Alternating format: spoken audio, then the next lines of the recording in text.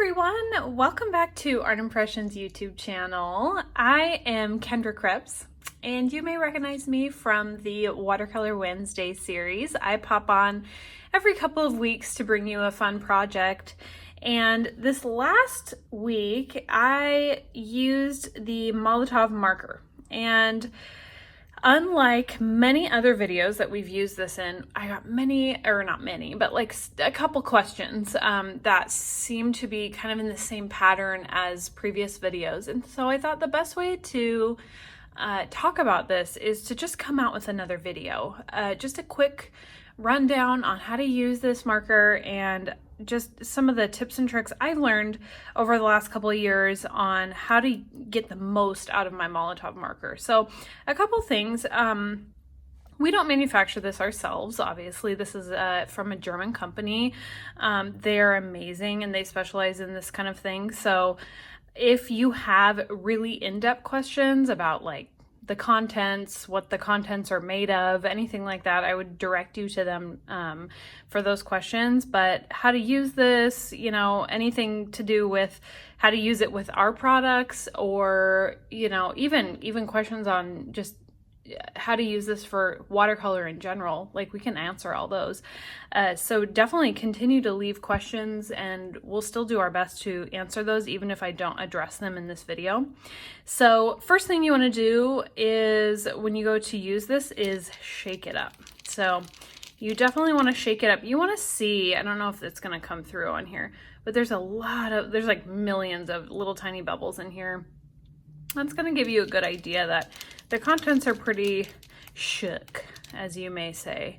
So I generally, if it's been a while since I've used this, I will see some separation in here because it's just been sitting, and the contents will separate. And as you can see, there's some like little banding on here because I hadn't used it prior to the last video in maybe a couple weeks.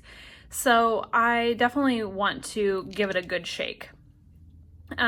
When I store this, I make sure the lid is super closed, and I store it like this so that the nib inside is less likely to dry out. It's not going to drip into my cap or anything like that, but it will kind of keep the contents touching the liquid. I don't know if this makes a huge difference, but it's what I do, and I haven't had my tip dry out at all. Another question is fraying. So sometimes your tip will fray a little bit. I think it's because of the material that they use, and they have to sort of use a material that's going to soak up the liquid inside. So it is going to be a porous nib, and which are, you know, porous things are prone to fraying. The nice thing about this is that you can actually remove this nib very easily. I just grabbed it. And then you can either switch sides and use this side, or you can just wipe it off. This is what I do to get, like, sometimes you'll get like a crusty or like a little blob at the end, and I'll just wipe it off using a paper towel, and then I'll put it back in. So because it's liquid latex, you can kind of just rub it off and you can see it's coming off. It's like a plastic almost. So I'm just gonna get this off my fingers the best I can before moving on here. And you also can, so we don't carry the extra tips, but you can order extra tips for this. You can see I've got a little blob on there. That's fine. It's not bothering me.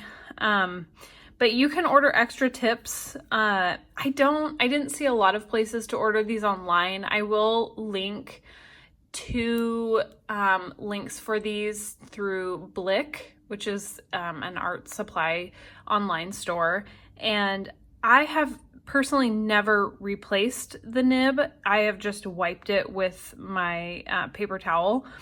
So I can't tell you definitively that those nibs are like the ones, but from my research, what I looked up, those will fit with either your either your 2 or your 4 millimeter tip.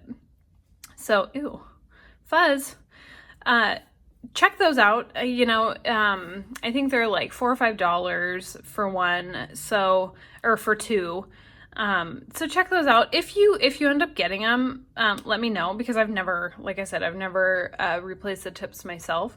If you get them, let me know if that worked for you.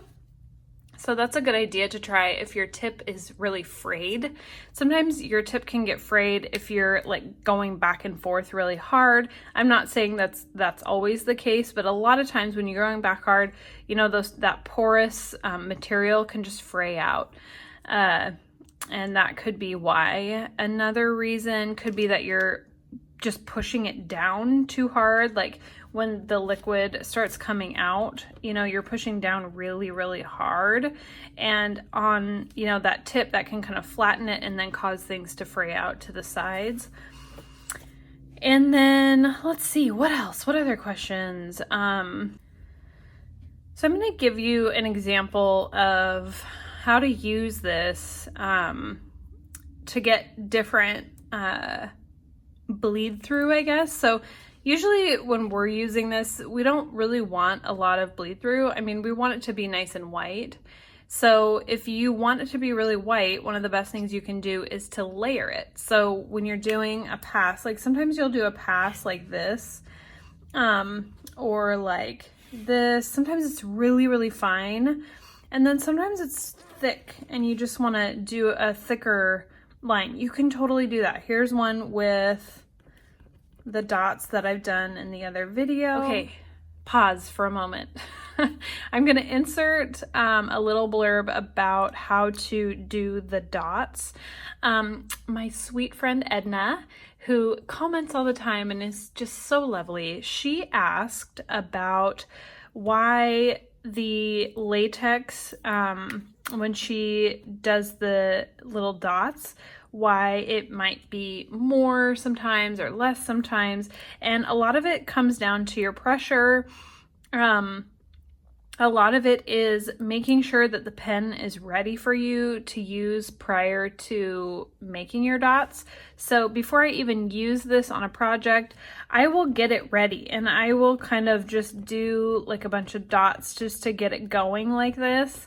And then I will go to my project because I know that it's gonna make relatively circular dots. So when you take then your marker or your masking pen and go to your paper, because you've prepared it, you're going to get really nice dots. And if I could suggest coming straight down and straight up, straight down and straight up. Now, if you have any kind of crusty or blob at the end of your tip, that's going to give you a distorted circle on your paper. So make sure that your tip is really nicely wiped off with the paper towel, and then you can go down and straight back up, just like that. So, okay, back to the regular video. You can even do like a little loop-de-loo. Maybe you want to say hi to someone with a little smiley. You can do that, okay? So keep in mind though, when you do stuff like this, you're gonna get some bleed through. You will get some bleed through. The best way to not get bleed through is to double up your layer. So if I did like, let's see, I'm gonna do another hi over here, and I'll do another smiley face to give you a like before and after the layer. So if I was to not double up on the layer, that's what this is gonna be. This is the not doubling. And then this is the doubling. So if I want to really make sure this is white, I am super, super lightly coming over this. It's very, very lightly doubling my layer. Do you see how it's getting darker? And I may still get a little bit of bleed through because this pen we have found is better on smaller things like this.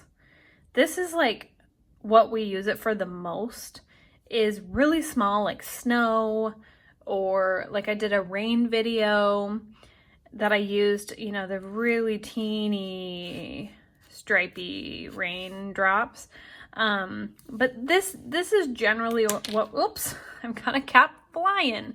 Oh my word, this would not be a Kendra video if I didn't have something go wrong, right? Raise your hand if that's you as well. So back to the Molotow. So I'm going to just very lightly come over this again, and I'm gonna go around really gently. If I do this too hard, I'm actually going to rub off the initial layer at the same time. So then we'll basically have like one layer again. So I'm gonna go around. I really want this to be white, so I'm gonna take the necessary steps to get it there. Now, some of the edges on this may still have some bleed through. This is one of the reasons why we don't do big, long, giant lines like this, big, thick, specific designs, because sometimes you'll see that bleed through, even with the Molotow. That's why we kind of stick to this kind of thing. But this is also really fun as long as you know how to do it. You're gonna get a really good outcome. This one, you're going to see some bleed through. So this is just the one layer of the Molotow, and I'm gonna grab my cap that went flying so that my nib doesn't dry out, because we don't want that, do we? Ew, ew, dog hair. Who has dogs? What kind of dog do you have?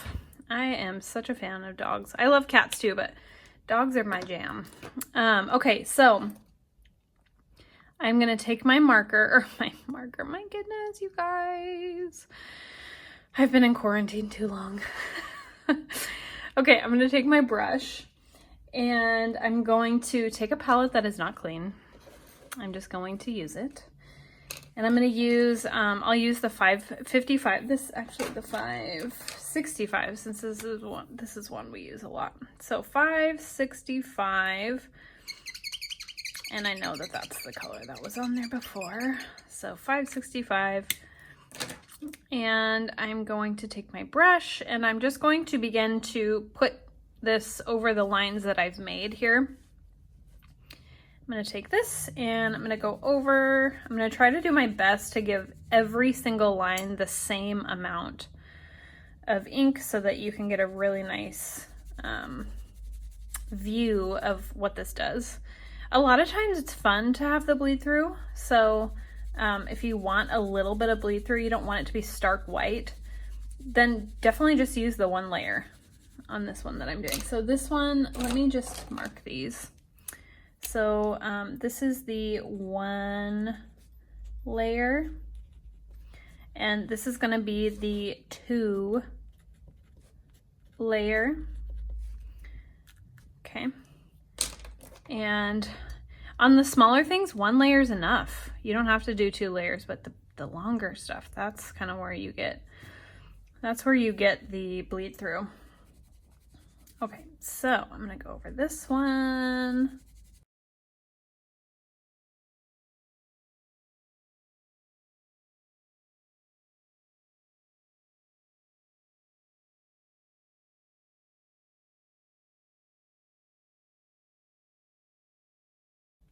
Okay, now this is probably gonna be dry. Yeah, these are dry. Oh, that one's not as dry. Okay, I'm gonna grab an eraser. Make sure you're using a white eraser, please. Please, please. If you're going to use, you can use your hands too. Mine aren't super inky right now. If they're really inky and you use your hands and your paper is wet at all, you're gonna get like ink on your paper, on your beautiful work of art. So use a pencil eraser. do as I say and not as I do, because a lot of times I'll just like with my hands and go through the project and just get it with my hands. So, but if you do it with a pencil eraser, get white, because a pink eraser will very likely leave pink streaks on your paper that you won't be able to get off. So use a white one, okay? So I'm gonna do this. And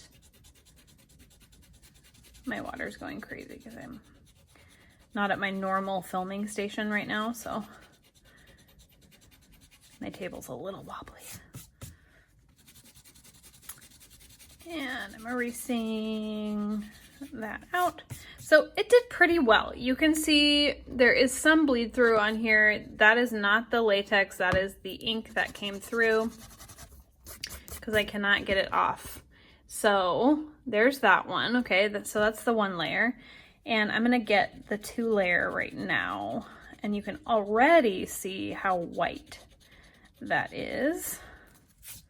You can already see the difference. Look at super white, not as white, right? And that's because I did the 2 layers. And our little smiley face, that's me smiling at you right now. And that is the 2 layer, my friends. Look how good that looks. That is like so much whiter. Do you see the difference? Big difference. So just something to keep in mind. If you want it really white, see this one actually looks pretty good. This was 1 layer, but this is not the norm. 1 layer does usually not look this white. It's usually like that, where you get a little bit of bleed through. Now, if I do our little dots, this should be dry, yeah. This is fine. 1 layer on the dots, perfectly fine, no issues at all, which is why we keep the use to smaller areas. See, that looks pretty good. And then this one, the thicker line, that looks okay. That looks pretty okay. And that looks pretty good too. See, these are smaller areas and we didn't do any loops or anything. So this was okay.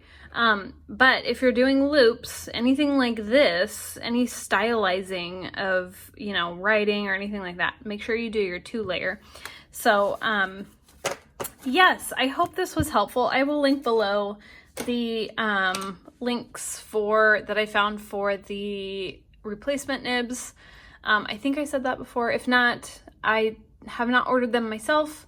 I have not ever replaced the nibs on this, but you can replace it. And actually it says on the pen, tip exchangeable.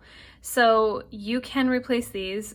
These are not like on Amazon or anything. You have to order them. I found them through Blick, but there's probably other places you can get them. So that's an option. If you get it, let me know how it goes. And I hope this was helpful for you all. If this was not helpful, give it a thumbs down or let me know.